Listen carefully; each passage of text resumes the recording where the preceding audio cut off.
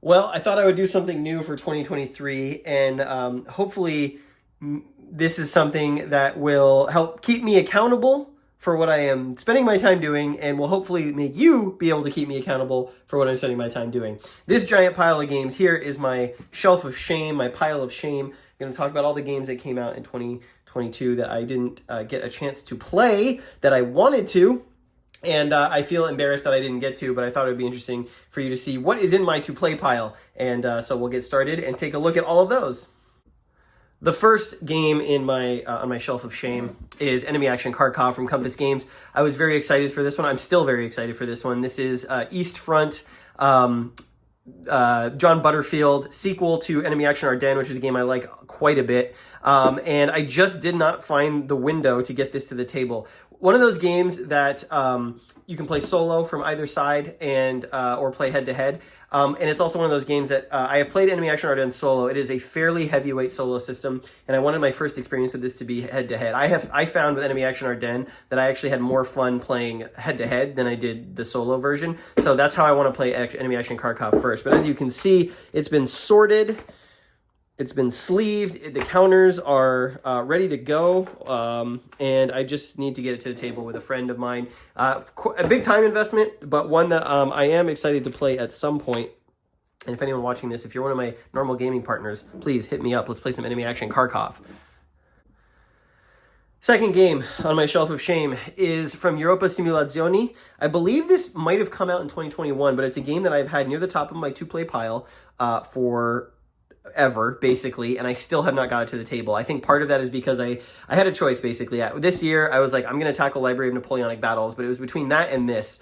And while I love the fact that I did Library of Napoleonic Battles and got that under my belt, this has been sitting unplayed and unloved. This is Piacenza, 16th of June, 1746, by designer Enrico Acerbi. He has also helped Volko Ruhnke design Inferno, which is the new Living Campaign game set in Tuscany.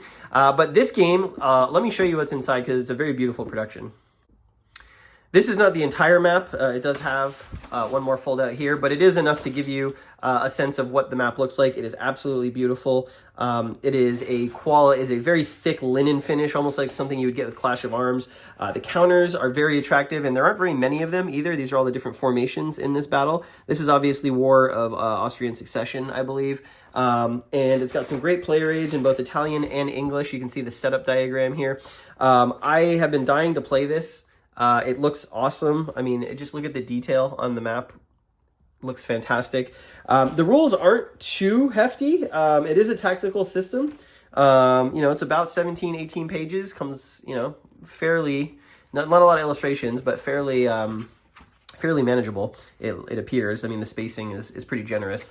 I love me some Age of Reason. One of my gaming goals this year is to get into Battles from the Age of Reason. But this is sort of, that fits in this space as well. And because it's one battle, I feel like it's very manageable and accomplishable. So, help keep me accountable. Get me to get Piacenza on the table in 2023. It should be a nice game that shouldn't take me more than a week or two to play through in totality. And I think there's a couple of different scenarios as well. Europa Simulazioni, one of those publishers that I've been keeping my eye on, and it comes with 2D10s as well in period-appropriate colors. This is Piacenza, 1746. Another game from sort of a similar period, tactical, that I was very excited for, that I just haven't been able to get around to, and that is the Musket and Pike Dual Pack. You can see that I have actually sorted all of the counters for both of the games in here. This is a two-pack. It's This Accursed Civil War and Sweden Fights On. And you can see it actually stores pretty nicely. I was actually able to fit both games, all the scenarios, in one counter tray, because each one of these is going to be one side for a particular battle because the counters are labeled for that. So it's really easy to sort. You're going to be pulling just everything out of one of these to play, and then all of the markers in the other one. And then, all the maps and stuff are in here. The production value on this is spectacular. If you watch my unboxing video, you know that it's also got a very nice linen quality map finish to it. I love the artwork. There's been a lot of controversy about that, but I actually really like the units. I like that you've got like the little artillery. It looks like it's painted on a period piece. You've got the pike blocks. and so forth. So this is one, again, I would like to get to the table this year to learn it, and then I would like to play it face-to-face with someone, but I've heard nothing but good things about Musket and Pike. I actually do own the other 3 games in the series as well. The older printings, Saints and Armor, and I forget what the other ones are. But anyways, a series that I've been wanting to get into, and I want to start here. The Big Boy, A Most Fearful Sacrifice, all 3 days of Gettysburg. The Big Boy, A Most Fearful Sacrifice, all 3 days of Gettysburg in this box. It's a massive box. It is a heavy box. I love that Flying Pig makes their games in like non-standard sizes. It is a incredible production, but it is also a hefty ton of stuff in here. Cards and rules and these amazing maps. Just huge, incredible. You need a massive table to play this. I was very excited for this. I was all ready to get this on the table and play with a friend of mine, and it just never happened. And I'm a little bummed. I know a lot of people have had this on their game of the year, as their game of the year, and apparently it's one of the best Gettysburg games ever. I'm not a Civil War person, but I do like Blind Swords / Black Swan, and I'm very excited in 2023 to play this. Now, one of the reasons I did delay was because of the sort of second edition, second printing / update. They are redoing the charts and tables in that second edition Kickstarter. So if you got in on that, you're going to get the charts at the correct size, so they're not super tiny. As you can see here, I went with the counter tray organization method. There's a lot of people, like a lot of talks about how do you organize this game. The counters, there's the way they should be organized. They fit into 3 trays for me. I'm not sure if I'm going to keep this, but for now, this is the way it's being stored. 3 days of Gettysburg, I want to play all 3 of them, or at least one of them this year. And A Most Fearful Sacrifice, I was very excited to own, and very excited to get played at some point. 1914, Knock Paris, from VUCA Simulations. This is a monster. It's a World War I monster. If you saw my unboxing of this, you know there's just a metric ton of content in here. Like 10 scenarios, 12 scenarios. The campaign covers the first month and a half-ish of World War I on the West Front. It is a deep academic sort of simulation of that period. I've heard nothing but good things. I've seen a lot of people getting this to the table, learning it, saying that there's just so much value in here, so much playability, and that it's a very deep study of the topic. I just, my monster this year, like last year it was OCS Sicily, this year it was Napoleon at Leipzig. So who knows what 2023 will bring. Maybe this will be my monster for 2023. But as you can see, a lot of the games that I have on my 2 playlists are large, longer games that are just, I got to find the time, right? So Knock Paris, great production. Again, one that I'm eagerly looking to dive into. I got a lot of World War I on my list right now. I want to get back to Der Weltkrieg. A lot of you, I know, really enjoy that system and seeing that play out. And I want to do some of the scenarios from the Ottoman box in that one as well. Too many games, so little time. And maybe the biggest monster of all, the one that I'm maybe most ashamed that I didn't get to the table, even just to learn some of the battle scenarios, that's Pacific War. This Titanic 4-inch box, Mark Herman's sort of magnum opus.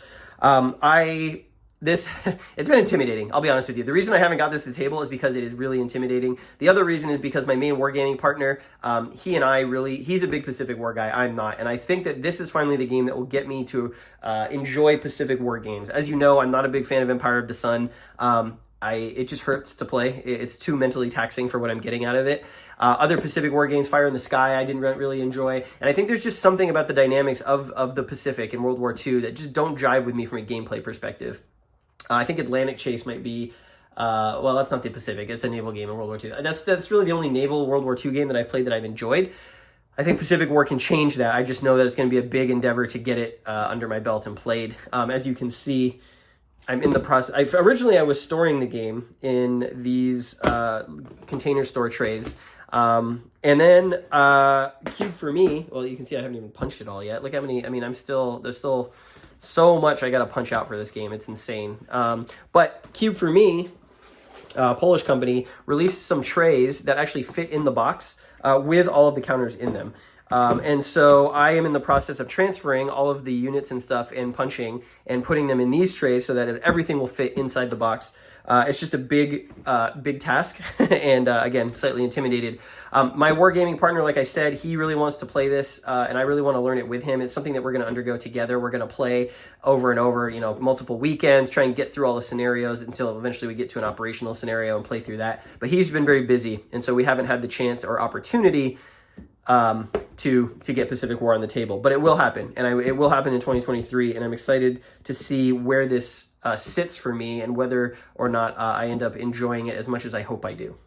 Other than that, those are my main, I would say those are my main like Shelf of Shame games. Obviously, there's a bunch of other games I have that are not on this list. A lot of stuff from the Library of Napoleonic Battles, but I don't consider that to be shameful as such because I did get the system learned this year, and so it's really just a matter of whipping those out and playing them when I feel like it.